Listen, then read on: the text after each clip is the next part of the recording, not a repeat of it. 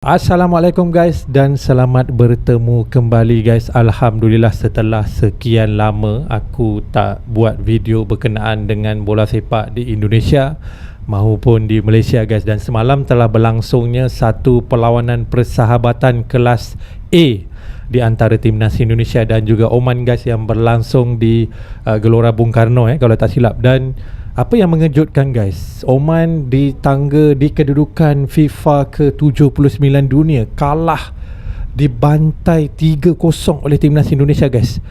Okey, kalau ikutkan aku, timnas Indonesia ni udah tak pernah menang lawan Oman udah berpuluh tahun ya. Tapi semalam mereka membantai Oman dengan jaringan 3-0 guys. Gila cuy. Ayuh kita saksikan beberapa video berkenaan dengan ulasan tentang perlawanan Indonesia versus Oman ni guys.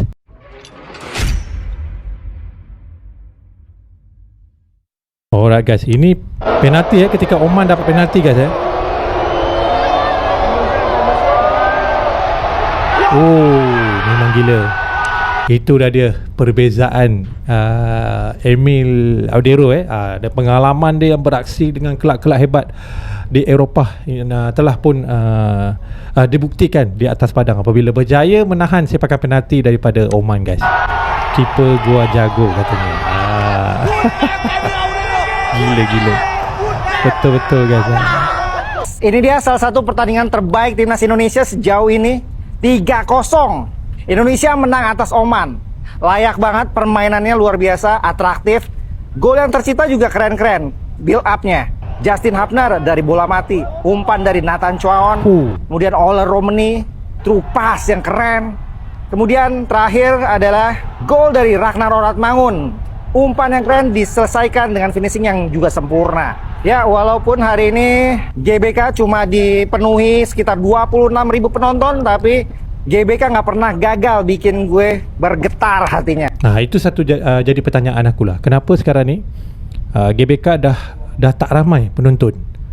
Biasa yang aku tahu, orang Indonesia ni memang gila ni, bab sepak bola ni memang gila. Lebih-lebih lagi kalau pasukan kebangsaan mereka yang bermain. Ni nak tahu ni kenapa tidak full house. Okey, nak tahu juga kan sebab kenapa. Biasa Indonesia ni memang kalau ada sepak bola berkenaan dengan timnas Indonesia mesti full house, tapi ini tak full house. Tapi enggak apa-apalah, yang penting menang 3-0. Saat nyanyi Indonesia Raya, saat gol tercipta, dan saat nyanyi Tanah Airku. Semoga bersama jersey baru ini kita satu persatu kemenangan akan terus kita buat. Ketika dapat buku Elkan Baggett. Yang alasan gue pakai nomor 20 karena Elkan Baggett layak banget. Selain Emil Audero yang keluar sebagai player of the match, menurut gue Elkan Baggett juga layak sebagai player of the match. Ya, pertandingan berikutnya timnas Indonesia akan melawan Mozambik tanggal 9. Gue saranin lo datang ke stadion, dukung timnas kita ini. Dan jangan lupa pakai jersey timnas kita yang baru dari Kielme. Semoga Garuda terbang lebih tinggi. Alright guys, so itulah dia video aku react daripada TikTok pun tak banyak video lah, tapi enggak apa-apalah guys. Itu 1-2 video udah cukup.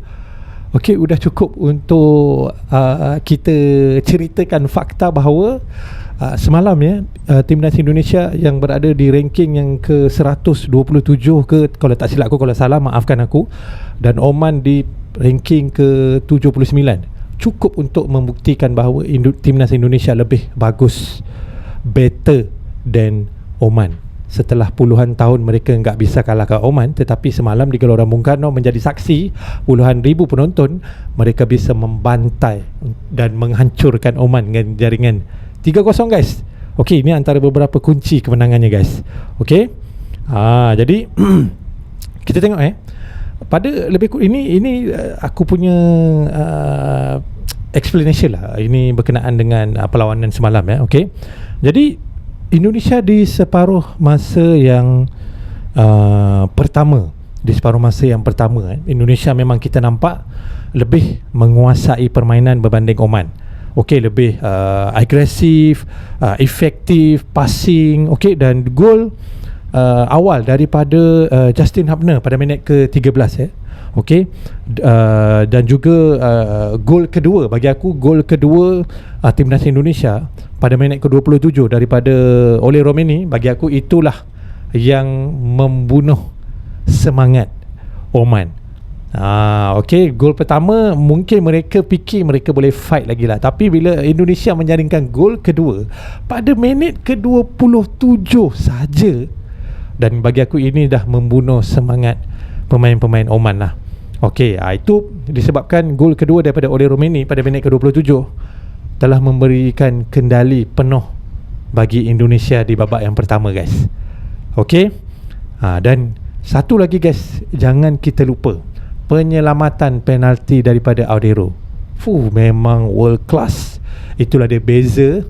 Okey, beda Emil Audero daripada penjaga gawang yang lain, guys. Pengalaman dia tu yang bermain dengan klub yang terhebat, yang membuatkan dia berjaya menyelamatkan penalti, menggagalkan penalti pada minit ke-38 kalau tak silap. Okey, itulah dia titik balik yang mematahkan momentum kebangkitan Oman. Dah kena tinggal 2-0, dapat penalti tak masuk pula. Itu yang menghancurkan mereka punya semangat tu. Jadi Indonesia juga telah menunjukkan efektivitas formasi 3-4-3, pertahanan solid, transisi cepat dan permainan lebar dari wingback membuat Oman langsung tak berkembang di sepanjang laga, guys. Okey. Dan juga kalau kita tengok ada sedikit juga isu yang membabitkan pemain-pemain timnas Indonesia ni apabila di separuh masa kedua memang mereka dapat menjaringkan gol pada separuh masa kedua, tapi kalau kita dapat lihat mereka mengurangkan mereka punya penguasaan bola pada separuh masa kedua. Oman lebih menguasai bola pada separuh masa kedua. Ini yang bahaya ni. Mungkin mereka dah sedikit kepenatan sebab di separuh masa yang pertama mereka agresif, bermain dengan agresif dan efektif. Tapi di separuh masa kedua mereka mengurangkan penguasaan bola. Tak tahulah, mungkin taktikal. Boleh jadi taktikal. Dalam sepak bola ni macam-macam jenis taktikal, betul tak? Tapi ini daripada pendapat akulah, apa yang aku lihat pada separuh masa kedua, Oman lebih menguasai permainan. Okey, itu agak bahayalah. Walaupun Indonesia mungkin mereka fikir mereka dah mendahului 3-0, jadi mereka tidak perlu mengeluarkan 100% energi. Mungkinlah, ini pendapat aku, ataupun itu taktikal. Okey, siapa yang tengok live semalam tahulah kalau separuh masa kedua memang Oman lebih menguasai permainan, tapi tidak bernasib baik. Mungkin Oman serangannya tidak begitu tajam, tidak begitu efektif. Okey, taktikalnya, jadi mereka gagal untuk menjaringkan sebarang gol. Okey, dan disebabkan kualitas dan pengalaman international yang ada pada pemain-pemain timnas Indonesia ni yang bermain di Eropah. Okey, Audero, Diggs, Hubner, Romeni, Orang Manggun, itu yang membuatkan timnas Indonesia sekarang ini level mereka beda. Walaupun mereka sekarang ni berada di 120 lebih dunia, mereka berjaya untuk kalahkan Oman yang berada di 79 dunia. 3-0, bukan satu jumlah yang kecil, guys. Bukan menang 1-0, bukan menang 2-1, tapi 3-0. Malu, guys. Kalau aku jadi coach Oman, memang aku malu. Alright, jadi sebagai orang Malaysia yang fans kepada timnas Indonesia, aku mengucapkan tahniah. Dan bagi aku timnas Indonesia ni memang layak untuk menang berbanding Oman. Lepasnya ada satu lagi game, okey, 9 hari bulan kalau tak silap. Aku harap fans dapat penuhkanlah stadion. Okey, untuk info kepada anda semua yang ingin tahu berkenaan dengan sepak bola Malaysia, buat masa sekarang ini Malaysia belum ada apa-apa perkembangan lagi. Masih lagi terperangkap dalam runtuhan, boleh dikatakan begitulah. Sebab sekarang ni bola sepak Malaysia ni kira dah hancur. Dah hancur. Dah hancur. Dan kami sekarang ni sedang dalam pembaikan lah, boleh dikatakan begitu. Tapi proses masih belum berjalan. Proses pembaikan masih belum berjalan. Ini untuk anda yang ingin tahu berkenaan dengan sepak bola di Malaysia. Kami sedang dalam pembaikan, tapi proses masih belum berjalan. Begitulah. Sebab yalah, presiden pun tak ada lagi. Tak ada orang yang berani nak jadi presiden FAM sebab nak jawab berkenaan dengan isu panas 7 pemain warisan Malaysia yang kononnya mempunyai darah Malaysia tetapi fake. Itulah dia.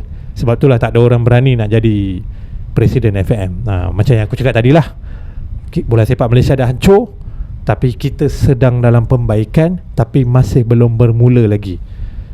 Sebab dia hancur sehancur-hancurnya, nak kena mula daripada awal. Jadi ia akan mengambil masa yang sangat lama. Sebab itulah Malaysia ni, Harimau Malaya tak ada perlawanan persahabatan.